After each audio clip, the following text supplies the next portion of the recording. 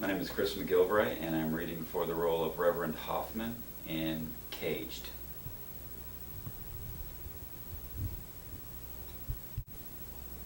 Annika, Alexander told me about your childhood and how you had to leave home at such an early age.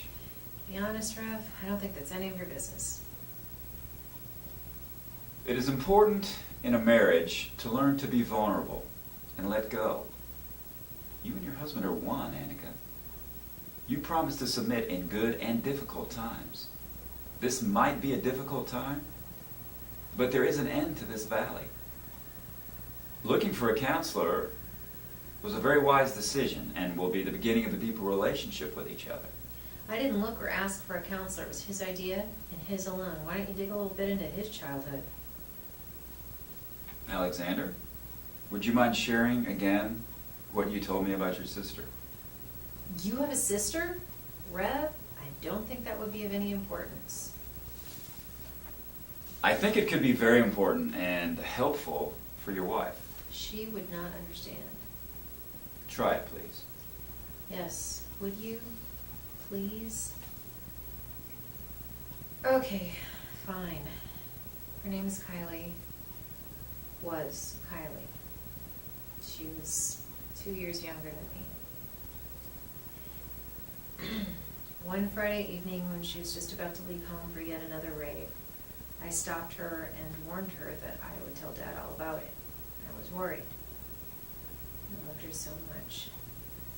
Kylie was as cold as ice and said I couldn't scare her and this was none of my business. I should have just locked her into her bedroom. It was the last time I saw her. Police knocked on her door early Saturday morning. They found Kylie in her car in front of a club. She died of cardiac arrest by ecstasy.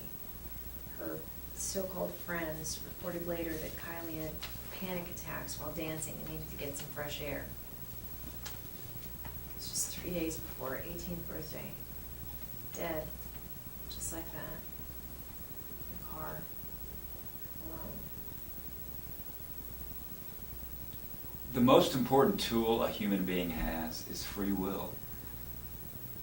We have the ability to navigate our lives in any direction we wish. The choices we make today will create and form our tomorrow, for better or for worse. It is never because of other people's decisions, or their failures, or their behavior, or because of circumstances. Your sister made a decision when she went to the rave that night. She surrounded herself with those friends of her own free will. And she chose to take those drugs. It was never your fault, Alexander. You need to let go. But if I'd stopped her or told Dad all about it, it would have never happened.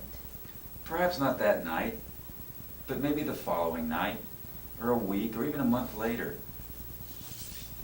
What I'm trying to say is that she would have done it one way or another because that was the life she wanted. And she thought she could cheat the consequences.